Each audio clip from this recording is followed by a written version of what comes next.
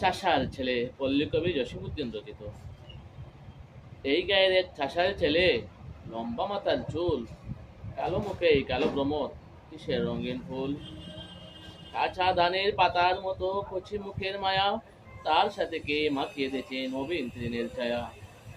জলিলাউয়ের ডগার মতো বাহু দোকান সরু, জলিলাউয়ের ডগার মতো বাহু দোকান সরু, গা খানি তার শ্রাবণ মাসের যেমন তমাল তরু। কচি ধানের তুলতে চারা, হয়তো কোনো চাষি, তাহার ছড়িয়ে গেছে কতকটা তার হাসি। সোনা নহে পিতল নহে নহে সোনার মুখ, সোনা নহে পিতল নহে নহে সোনার মুখ, কালো বরণ চাষির ছেলে জুড়ায় যেন বুক। যে কালো তার মাঠেরই ধান, যে কালো তার গাও, সেই কালোতে স্নান করে উজ্জ্বল তাহার গাও। আকড়াতে তার বাঁশের লাঠি অনেক মানে মানে, খেলার দলে তারে নিয়ে সবার টানাটানি।